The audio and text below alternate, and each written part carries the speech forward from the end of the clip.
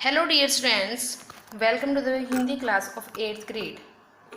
Dear students, in the last video we have completed our lesson number 7 and 8. But students अभी syllabus में changes होने की वजह से अब हमारे पास 7th, 10th, 11 और 12 ये 4 चैप्टर आएंगे एग्ज़ाम्स में। तो लेसन नंबर 7 करना है हमारी, जो हमने फर्स्ट प्रिपरेटरी असाइनमेंट सेंड की थी तो उसमें से आपने लेसन नंबर 7 करना है। ओके, ये है आपका प्रिपरेटरी 2 और लेसन नंबर 10 भिखारिन। ठीक है, आपको पता होगा कि हमने इस चैप्टर में क्या किया था। भिखारिन ने क्या किया था, एक लड़के को मीन्स गोद लिया था उसकी, वो उसको बहुत प्यार करती थी, वो खाना खिलाती थी उसको, वो उसका नहीं था पर वो उसके साथ एक रिश्ता उसने जोड़ लिया था। ठीक है, इसके शब्दार्थ देख लो। मिथ्या झूठ, सहृदयता दया भाव सहित, याचना मांगना, धरोहर अमानत, पत्थर में जोक न लगना, किसी बात का असर न होना, धरना अड़कर बैठना, फिटन एक पुराने ढंग की घोड़ा गाड़ी, विकल बेचैन, स्नेहमयी स्नेह या प्रेम से युक्त। नेक्स्ट इसके रिक्त स्थानों की पूर्ति कीजिए। अंधी उनको डैश देती और उनकी डैश को सराहती।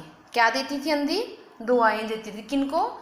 जो उनको पैसे वगैरह देते थे, कुछ खाने के लिए दे के जाते थे ना। वो भिखारिन क्या करती थी, वो मंदिर के बाहर मांगती होती थी तो कुछ लोग उसको खाने के लिए देते थे और कुछ पैसे देते थे। तो उनको जिनको जो पैसे देते थे उनको क्या बोलती थी? उनको दुआएं देती थी और उनकी सहृदयता को सराहती थी, क्योंकि उनके अच्छे दिल को सराहती थी कि उन्होंने हमें पैसे दिए। ठीक है, नेक्स्ट है राहगीरों में पैसे देने की अपेक्षा डैश देने वालों की संख्या अधिक होती। रास्ते में किन की संख्या ज़्यादा होती थी?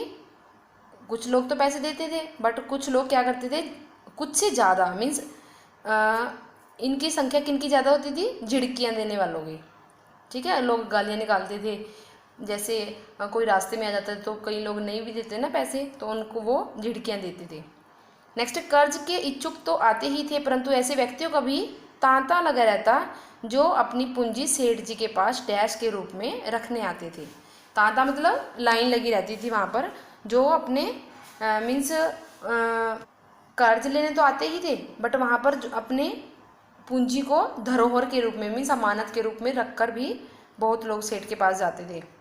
सेठ जी ने मुनीम की ओर डैश दृष्टि से देखते हुए कहा। कैसी दृष्टि देखी थी उसने? रहस्यमयी। ठीक है, डैश। नेक्स्ट है अंधी एक फटे पुराने डैश पर पड़ी है और उसके नेत्रों में से डैश बह रही है। किस पर पड़ी हुई थी वो? टाट पर। एक चादर होती है, जैसे चादर टाइप का टाट होता है, तुमने आपने देखा भी होगा, जैसे गुरुद्वारे वगैरह में टाट बने थे ना, एक लाइन सी उसमें, तो वो टाट पर पड़ी हुई थी और उसके नेत्रों से क्या हो रहा था? आंसू बह रहे थे, अश्रुधारा। ठीक है, डैश की लाज रखो आखिर तुम भी उसकी माँ हो। ये किसने कहा था? सेठ जी ने उसको भिखारिन को कहा था जब उसको लेने के लिए गया था ना, कि ममता की लाज रखो, कि आपके अंदर प्यार है उसके लिए तो उसी की लाज रख लो और मेरे साथ चलो।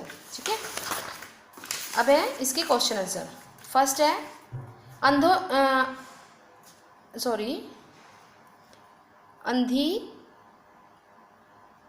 अंधी ने क्या सोचकर पैसों की हांडी सेठ के पास जमा कर दी थी। अंधी ने क्या सोचा था? अंधी को शंका थी कि कोई उसके जमा किए पैसों को की हांडी चुरा ना ले, इसलिए वह सेठ के पास जमा कर देती ताकि बाद में वह पैसे उसके बेटे के काम आ सके।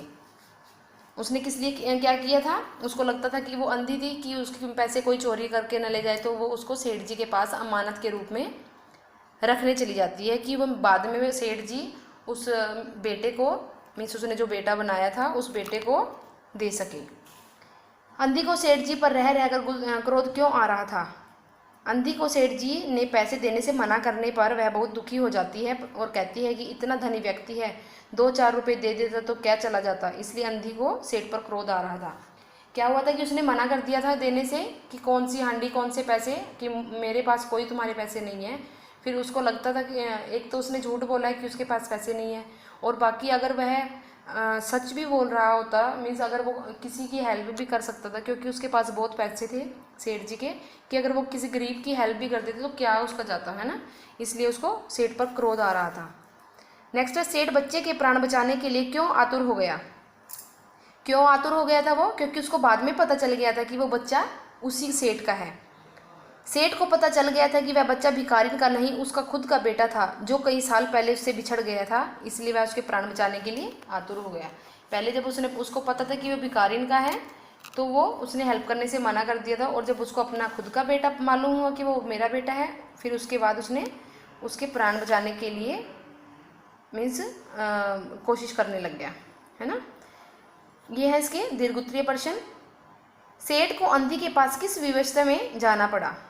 क्यों गया था सेठ, क्योंकि सेठ के बच्चे को तेज बुखार होने पर उसकी हालत खराब होती जा रही थी और बस माँ माँ की रट लगाई हुई थी।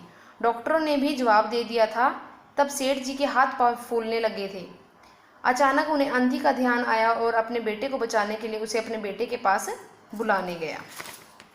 ठीक है, क्योंकि उसको बाद में पता चल गया था कि ये तो मेरा ही बेटा है और वो माँ माँ की रट लगा रहा है, मीन्स उस भिखारिन को, अंधी को बुला रहा है वो। ठीक है, इसलिए वो उसको बुलाने गया कि शायद उसका बेटा उससे बच जाए। नेक्स्ट, अंधी भिखारिन होते हुए भी सेठ से महान कैसे थी। अंधी भिखारिन तो थी पर उससे महान कैसे थी वो।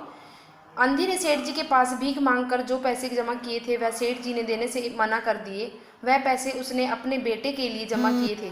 बाद में जब सेठ जी ने मोहन को वापस ले लिया तो वह उन पैसों को भिखारिन को देने लगा, पर भिखारिन ने वह पैसे देते हुए बोला कि यह तो मैंने सब मोहन के लिए किए थे, उसी को दे देना। इसलिए वह सेठ जी से महान थी। क्या था कि उसने भीख मांग मांग कर जो पैसे इकट्ठे किए हुए थे वो उसके बेटे के लिए किए हुए थे, जो उसने बनाया था, और बाद में जब उसको पता चलता है सेठ को, वो अपने पास ले जाता है उसको, अपने बेटे को। पर जब बाद में जब भिखारिन वापस जाती है कि चलो इसको अपना पापा मिल गया, मीन्स उसको अपने पिताजी के पास रहना है अब, तो वो वहाँ से छोड़कर चली जाती है और बोलती है कि उसको जो मैंने पैसे इकट्ठे किए हैं वो अपने बेटे को ही दे देना, क्योंकि वह मैंने उसके लिए ही इकट्ठे किए हुए थे। ठीक है, वह मीन्स वो अपने बेटे किसी और के बेटे को अपना बेटा समझकर पालती रही, और उसने सारे जो भीख मांग मांग कर इकट्ठे किए थे वो उसके लिए जमा किए हुए थे और उसको दे देती है, इसलिए वह महान थी। ओके स्टूडेंट्स, ये था आपका लेसन नंबर 10। अच्छे से रीड कर लेना। अब लेसन नंबर 7 हो गया आपका और lesson number 10। Okay students, thank you and have a nice day.